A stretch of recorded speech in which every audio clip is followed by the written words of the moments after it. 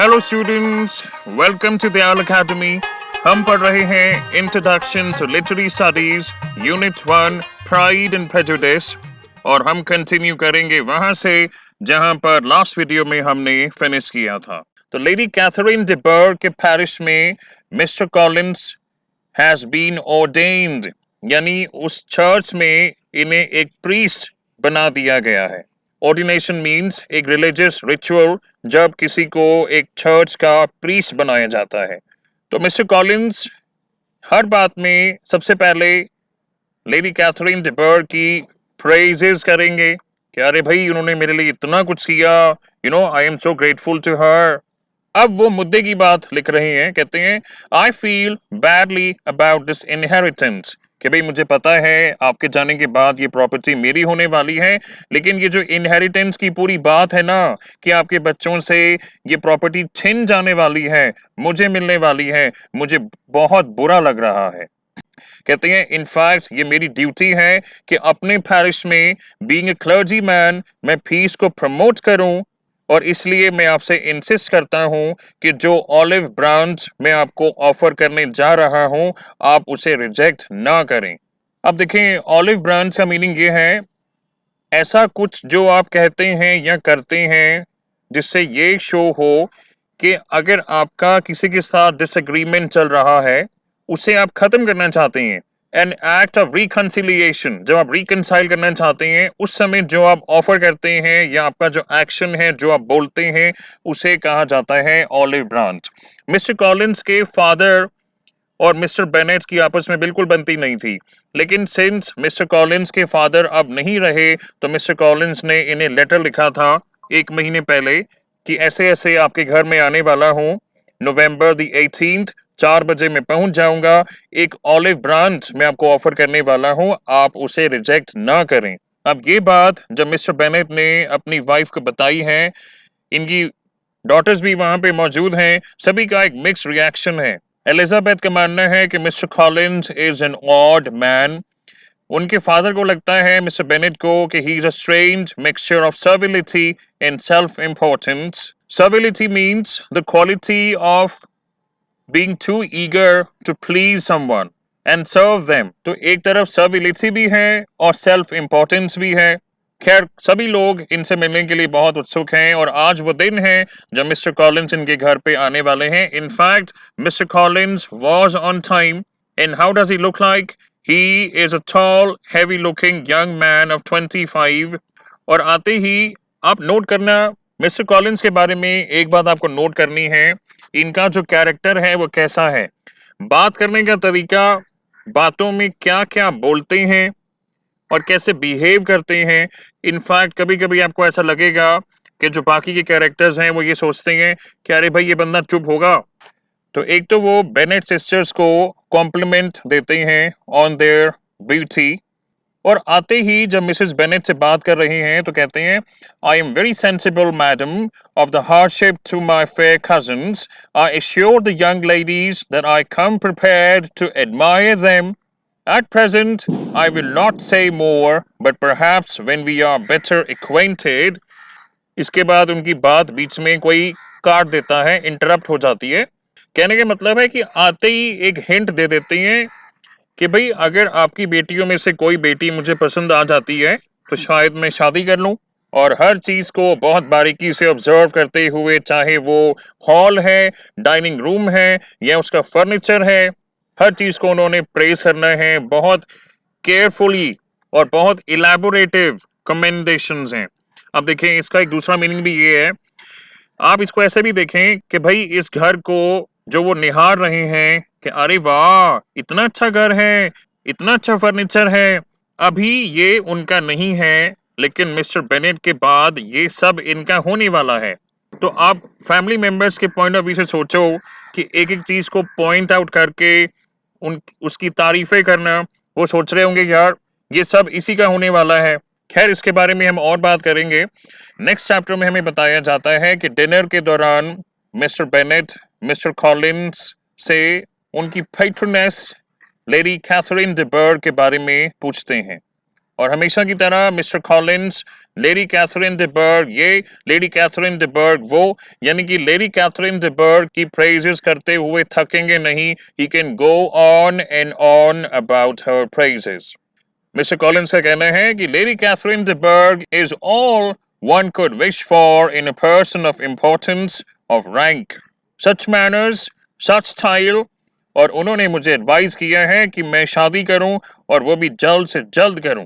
कहते हैं lady Catherine de Bourgh को काफी लोग ऐसा समझते हैं कि वो बहुत प्राउड हैं, बहुत गरूर है उनमें, अभिमानी हैं वो, लेकिन कहते हैं मैंने उन्हें हमेशा फ्रेंडली ही देखा है. कहते हैं जहां पे मैं रहता हूं, मेरा और उनका घर कितना दूर है, सेपरेटेड ओनली बाय अ लेन. और रोजिंग्स पार्क, ऐसे क्वेश्चन असेसमेंट में आया करते हैं. पिछले असेसमेंट में एक क्वेश्चन था कि पेम्बरली में कौन रहता है. अगर आप जानते हैं तो कमेंट सेक्शन में लिख के बताएं. लेकिन यहाँ पे लेडी कैथरीन de Bourgh जहाँ पे रहती हैं उसका नाम है रोजिंग्स पार्क और ladyship's residence. Lady Catherine de Bourgh widow हैं, यानी इनके हस्बैंड नहीं हैं. इनकी एक डॉटर है मिस de Bourgh, उसकी भी मिस्टर कॉलिंस प्रेजेस करते हैं. That her charming daughter seemed born to be a duchess. अब देखिए यहाँ पर सोसाइटी में अलग अलग रैंक्स होते हैं. Even among the nobility ranks के ऊपर रैंक्स होते हैं. इस बारे में बहुत डिटेल में बात नहीं करेंगे हम, लेकिन थोड़ा बहुत आइडिया आपको इसका होना चाहिए. तो मिस्टर बेनेट बहुत क्विकली ऑब्जर्व कर लेते हैं कि भाई mister Collins, you possess the talent of flattery.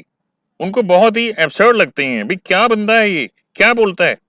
और चाय नाश्ते के बाद शाम को मिस्टर कॉलिंस को बोला जाता है कि भाई आप कुछ पढ़ के सुनाओ. नॉवेल्स तो वो पढ़ेंगे नहीं, वो मना कर देते हैं. तो वहां पर फॉर्डिस के सर्मन्स का एक वॉल्यूम रखा होता है जिसे वो पढ़ना शुरू करते हैं. एक स्कॉटिश क्लर्जीमैन थे जेम्स फॉर्डिस, जिन्होंने ये सर्मन्स पब्लिश किए थे, intended for a female audience, जो खुद उन्होंने डिलीवर किए थे. और यहाँ पर इन सर्मन्स को मिस्टर कॉलिंस पढ़ना शुरू कर देते हैं. लेकिन थोड़े ही मिनट के बाद लिडिया इनको इंटरप्ट कर देती है.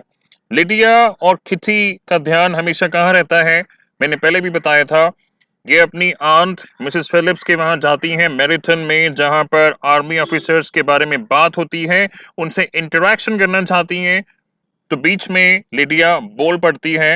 ये बहुत इंपॉर्टेंट है जब आप लिडिया का कैरेक्टर बता रहे हैं. इंपॉर्टेंट क्यों है, क्योंकि यहाँ पर मिसेस बेनेट की ये सोच है कि भाई अगर ये बंदा हमारी लड़कियों में से किसी एक लड़की के साथ शादी करना चाहता है तो हमारे लिए कितनी अच्छी बात है. मिस्टर बेनेट की क्या सोच है मिस्टर कॉलिंस के बारे में, ये हम बाद में बात करेंगे. और फिर भी अगर कोई स्ट्रेंजर ऐसा कि जिसको इस घर की सारी प्रॉपर्टी मिलने वाली है आफ्टर मिस्टर बेनेट, तो वो सर्मन्स पढ़ रहा है और बीच में लिडिया इन्हें इंटरप्ट करती हैं, कुछ ऐसा बोलती हैं, वही ऑफिसर्स वाली बात कि मैंने ऐसा सुना है, मेरे अंकल ने ये बोला था कि कौन सा सोल्जर आने वाला है, कौन सा ऑफिसर. बिल्कुल रैंडम बात होती है और मिस्टर कॉलिंस को बीच में चुप होना पड़ता है. पूरी फैमिली मिस्टर कॉलिंस को अपोलोजाइज करती है और ये मान जाते हैं और बाद में ये गेम खेलने लगते हैं, backgammon game with mister Bennet. Next chapter में हमें बताया जाता है कि mister Collins was not a sensible man, और ऊंची सोसाइटी में रहकर या एजुकेशन से इनका नेचर चेंज नहीं हुआ. हाँ, ये बात जरूर है कि एक अच्छा घर है, एक अच्छी खासी इनकम है, अब ये शादी करना चाहते हैं. और यहाँ पर किस मकसद से आए हैं, seeking a reconciliation with Longbourn family, कि भाई मिस्टर बेनेट के बाद ये प्रॉपर्टी तो मुझे मिलने वाली है, लेकिन मुझे इतना बुरा लग रहा है, मैंने सोचा क्यों ना मैं अपने ही एरिया में किसी से शादी करूं, और वो भी लॉन्ग बोर्न फैमिली में जो बेनेट सिस्टर्स हैं. अगर यहीं पर मैं अपनी शादी करता हूं किसी से, this is the least I can do to make up to them for inheriting their father's estate. लेकिन जैसे ही मिस्टर कॉलिंस को पता लगता है, मिसेस बेनेट ऑब्वियसली बता देती हैं कि भाई जेन की तो एंगेजमेंट होने वाली है, वो कब होगी वो हमको बाद में पता लगेगा, लेकिन जो बढ़ती नज़दीकियां हैं between Jane and mister Bingley, उसको ध्यान में रखते हुए मिस्टर कॉलिंस को समझ में आ जाता है कि भाई यहाँ मेरी दाल गलने वाली नहीं है। तो जेन को छोड़कर अब मिस्टर कॉलिंस का जो टारगेट है that is Elizabeth. He set his eyes on Elizabeth. इस दौरान Lydia as always is eager, she is dying to visit her aunt at Meryton. कि अब कोई नई ताज़ी हमको पता लगे सोल्जर्स के बारे में, किसी ने आना होगा, उसको मिलने जाना होगा, तो सभी सिस्टर्स एक्सेप्ट मैरी अपनी आंट मिसेस फिलिप्स के घर जाती हैं, जाने का प्लान बनाती हैं। और मिस्टर बेनेट मिस्टर कॉलिंस को बोलते हैं कि भाई तुम भी जाओ, क्योंकि मिस्टर बेनेट खुद मिस्टर कॉलिंस से इतना परेशान हो गए हैं थोड़े ही दिनों में। मिस्टर बेनेट के घर में उनकी जो लाइब्रेरी है, यहाँ पर उनको हमेशा सुकून चाहिए, पीस चाहिए, लेकिन मिस्टर कॉलिंस उनको वहां भी नहीं छोड़ते हैं। तो मिस्टर बेनेट कहते हैं भी जाओ, तुम भी घूम के आओ। अच्छा, वहां जाकर ये जो गर्ल्स हैं Bennett sisters, their attention was caught by a young man जिसे इन्होंने पहले कभी नहीं देखा। He has the most gentleman like appearance, जो एक और ऑफिसर के साथ आ रहा है। ये ऑफिसर है मिस्टर डेनी। मिस्टर डेनी ने आज वापस आना था, इसलिए लिडिया यहाँ पर आई है, लेकिन इनके साथ में एक जो जेंटलमैन और आया है, उसको देखकर ये बहुत एक्साइटेड हैं। तो ऐसा लगता है कि मिस्टर डेनी इन गर्ल्स को, स्पेशली लिडिया एंड किटी को ऑलरेडी जानता है, तो वो इन्हें सीधा आके एड्रेस करता है और अपने जो फ्रेंड को साथ में लेके आया है, द डैशिंग जेंटलमैन जिसका नाम है मिस्टर विकम को इंट्रोड्यूस करवाता है। Alright, this is it for this video. इसके आगे का प्लॉट हम नेक्स्ट वीडियो में कवर करेंगे। Guys, if you like the video, please share it with your friends, subscribe to our channel, and thank you for watching.